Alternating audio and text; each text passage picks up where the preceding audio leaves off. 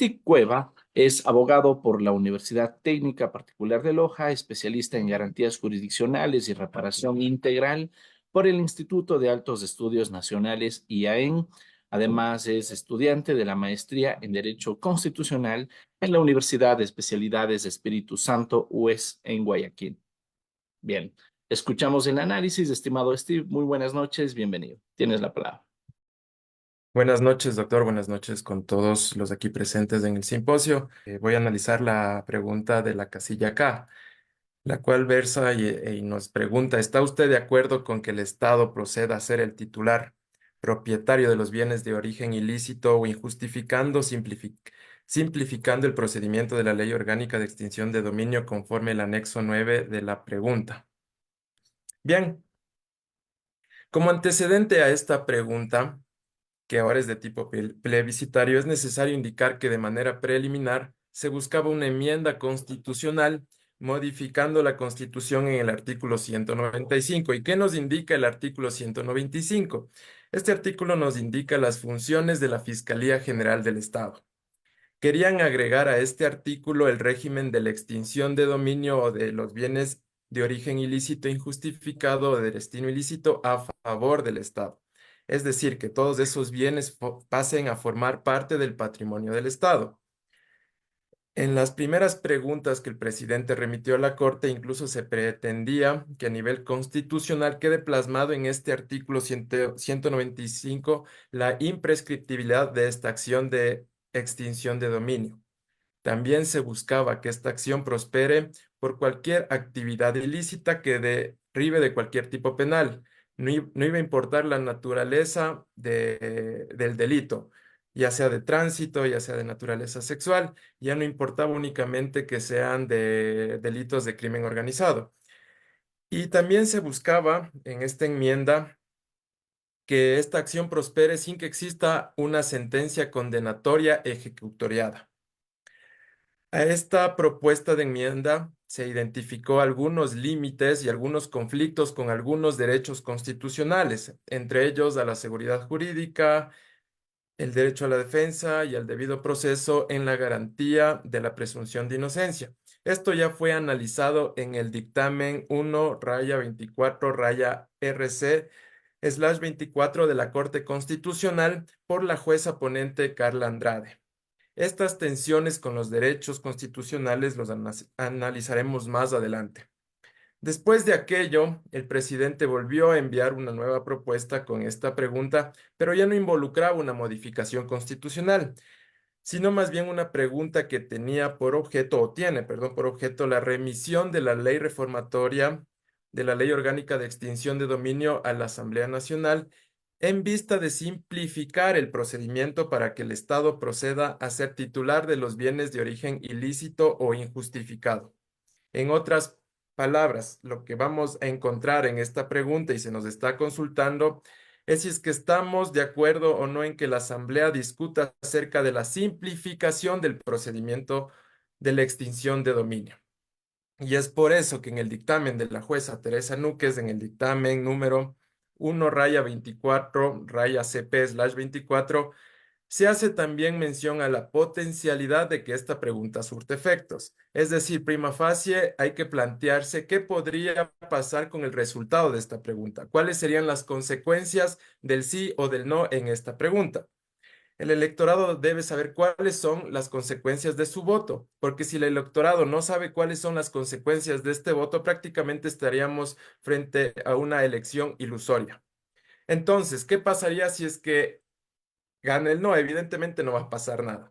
Sin embargo, si es que gana el sí, las preguntas con propuestas normativas como es esta, en el presente caso, contienen tres elementos importantes. El primero de ellos es la obligación de sujetos obligados. Si es que gana el sí, ¿a quién estaríamos obligando en esta ocasión? Sería primero al presidente de la República a que en el plazo de 5 días remita a la Asamblea un proyecto de ley reformatoria a esta ley orgánica de extinción de dominio. Y el segundo sujeto obligado es obviamente la Asamblea Nacional, que tendrá la obligación de dar trámite. En este punto, quiero detenerme un momento para indicar que al parecer nos hemos olvidado que entre el Ejecutivo y el Legislativo no prima únicamente el principio de separación de poderes, sino también los principios de independencia y de coordinación, principios básicos de la democracia y principios básicos para el ejercicio de las competencias y funciones que la Constitución asigna a cada una de estas dos funciones. Si es que se aplican estos principios, el resultado es un equilibrio institucional. Como decía, parece que se nos ha olvidado que no hemos logrado establecer este principio institucional entre el Ejecutivo y el Legislativo, e incluso ha sido necesario que en esta consulta popular se nos pretenda consultar algo que ya debería coordinarse entre el Ejecutivo y el Legislativo directamente. Como se sabe, el Ejecutivo y el Legislativo son dos poderes o funciones que tienen a su cargo toda la actividad política del Estado, a diferencia, por ejemplo, del Poder Judicial, que es una función más técnica en la interpretación y aplicación de la normativa vigente. Pero bueno, dentro de las consecuencias que puede provocar el resultado de la elección en esta pregunta, también tenemos cuál va a ser la finalidad de la medida propuesta en esta pregunta. Y esto tiene relación con las acciones que los sujetos obligados deben ejecutar con la finalidad de que la pregunta se cumpla. En este segundo punto quiero mencionar que la Ley Orgánica de Extinción de Dominio ya existe y es vigente. Incluso tiene una reformatoria en el presente año. Lo único que se nos está consultando, y aquí, ojo, mucho cuidado, es acerca de la simplificación del procedimiento de la Ley de Extinción de Dominio. Cuidado, luego nos salen con otras cosas distintas a la simplificación del procedimiento. Y bueno, la ley de extinción de dominio busca la declaración de titularidad a favor del Estado mediante sentencia de autoridad judicial sin contraprestación ni compensación alguna para su titular, ni quien ostente o se comporte como tal, y se aplica sobre bienes adquiridos mediante acciones o omisiones contrarias al derecho. Esto es lo que ya nos menciona la ley, que va encaminada a recuperar todos esos bienes de origen ilícito. Lo único que se intenta con esta pregunta es mejorar ese procedimiento por el cual el Estado pase a ser titular de esos bienes. Y como tercera consecuencia, en caso de que gane el sí, es la existencia de un tiempo determinado. El presidente tendrá 5 días para remitir el proyecto de ley y la Asamblea tiene 2 meses para dar trámite. También quiero referirme al principio de libertad configurativa del legislador, y es que la Constitución ya faculta al legislativo expedir leyes necesarias para regular la conducta de los particulares y de los poderes públicos dentro del Estado. El poder legislativo cuenta con la legitimidad derivada de la voluntad soberana. El poder legislativo es el órgano esencial de representación del pueblo por el número de representantes que tiene en la Asamblea, lo que le convierte en la auténtica manifestación de la soberanía popular. Y es que, en teoría, en la Asamblea Nacional deberían expresarse con fidelidad las aspiraciones colectivas de este país. Al parecer se les ha olvidado eso. Hechas estas reflexiones, nos podemos plantear también la idea de si es que esta pregunta es necesaria o es innecesaria. A mi criterio es muy innecesaria.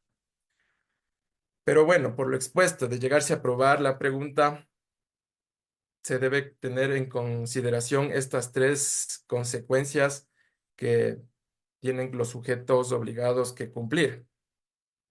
Sin embargo, a ver, esto no es vía libre o vía abierta para que el legislativo y el ejecutivo atropellen los derechos constitucionales o el bloque de constitucionalidad. Se deberán respetar todos los principios y los derechos de las personas. Y sobre todo, el más importante, si es que se va a tratar la ley de extinción de dominio, es el derecho a la propiedad adquirida lícitamente, así como también garantizar el derecho a aportar pruebas, el derecho a obtener resoluciones motivadas con objetividad y transparencia, en apego a la Constitución, a la ley y a la jurisprudencia. Ahora bien, terminado ya la parte formal que involucra esta pregunta, es importante hablar sobre la ley orgánica de extinción de dominio. Es una figura jurídica que en sus inicios se le podía asimilar con la confiscación. Conviene recordar que en el derecho romano ya se encontraba prevista la confiscación como privación de todo o en parte del patrimonio, tanto a favor de la comunidad como a favor del Estado.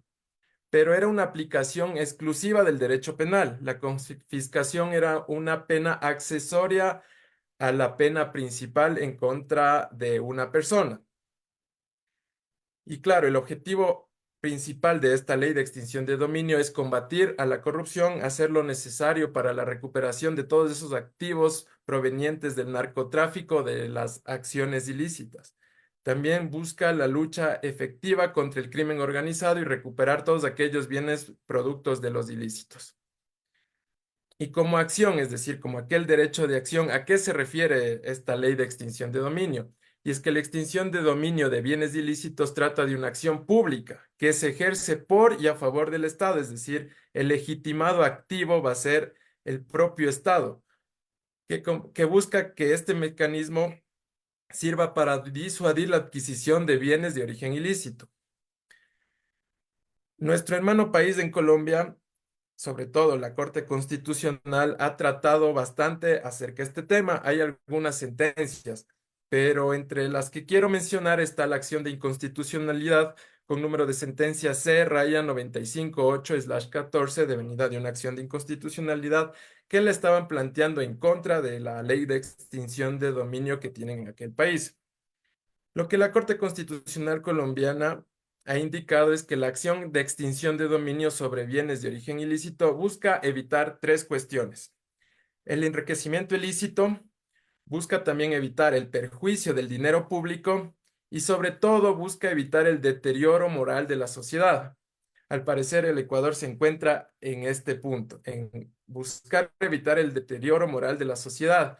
Y es que cuántas veces no nos hemos indignado por todas aquellas noticias y casos que salen a la luz en el Ecuador.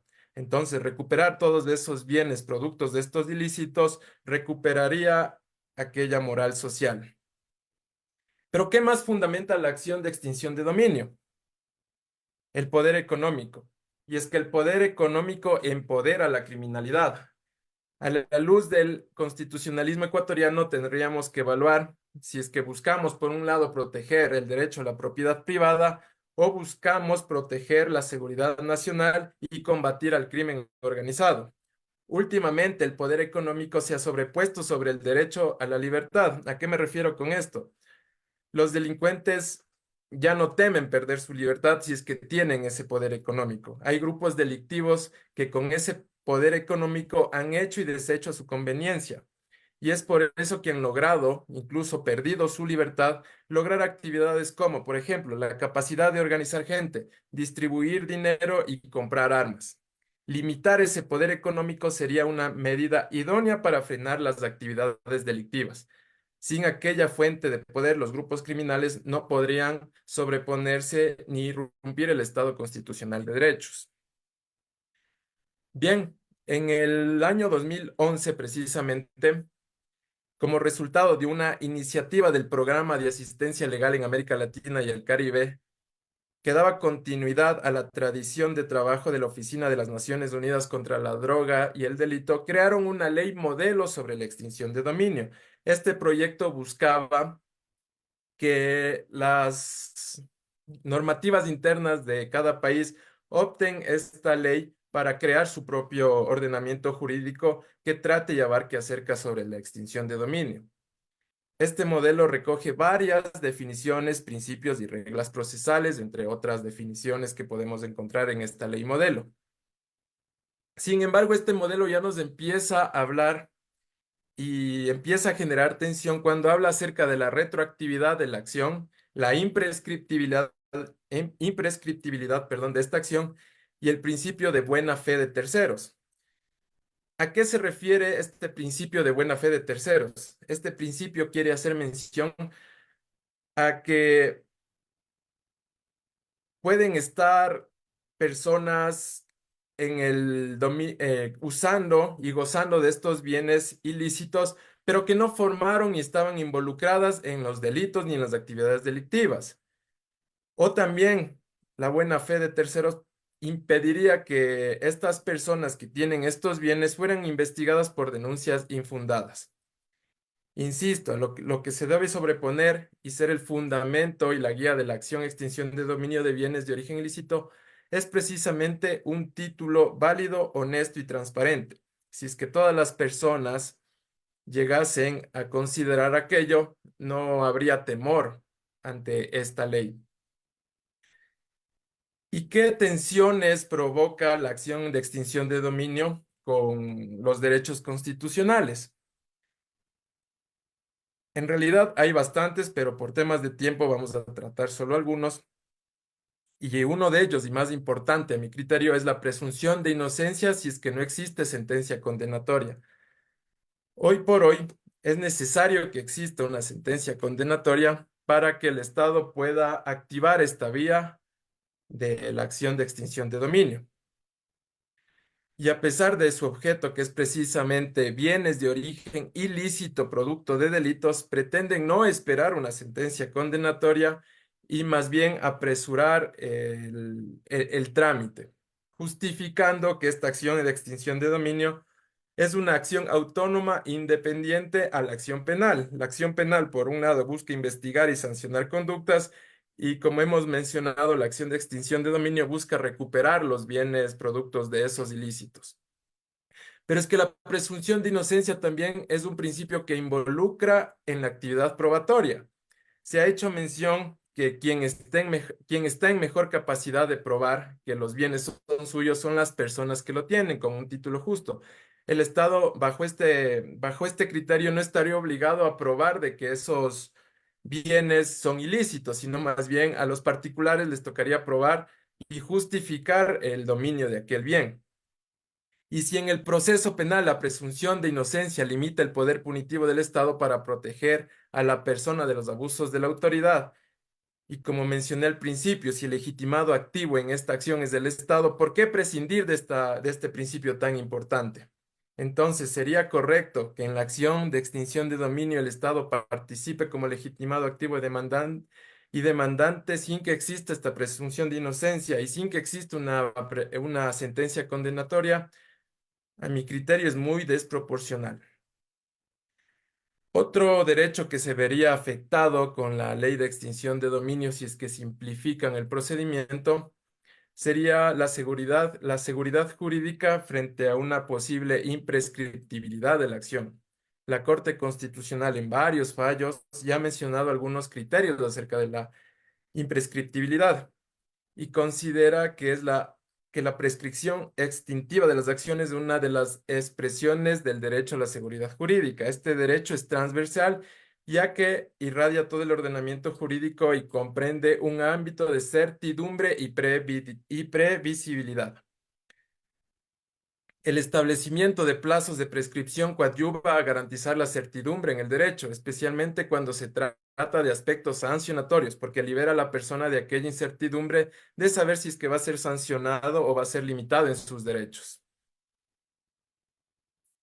También se reduce sustancialmente la posibilidad de recolectar pruebas. Al ser imprescriptible, ¿qué tal si el Estado viene en 80 años o más y me pide justificar bienes que los adquirí hace, valga la redundancia, 80 años? ¿Cómo voy a poder justificar bienes muebles de hace 80 años?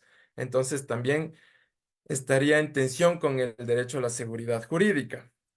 Y bien, también hay que preguntarse y analizar si es que esta pregunta va a tener otros fines, como va a ser la distribución de estos bienes de origen ilícito. ¿Qué va a pasar, por ejemplo, si es que el Estado, a través de esta acción, pasa a tener una finca en la cual va a tener que, obviamente, cuidar animales, va a tener que, obviamente, administrar toda esa finca? ¿Va a ser un gasto más para el Estado? O a su vez, ¿qué beneficios sociales va a traer consigo que los bienes pasen a favor del Estado? Todas esas preguntas debemos hacernos y analizar frente a la ley de extinción de dominio. Hay que tomar en cuenta también que toda esta consulta popular, como lo diría Luigi Ferrajoli, se pretende sancionar con más penas, ampliar los tipos penales y todo versa sobre supuestamente la seguridad nacional. Pero a mi criterio es tan claro el populismo penal que no está buscando medidas preventivas para que la inseguridad no ataque a las personas más vulnerables de este país. Hasta ahí mi intervención, doctor Damián. Muchas gracias con todos.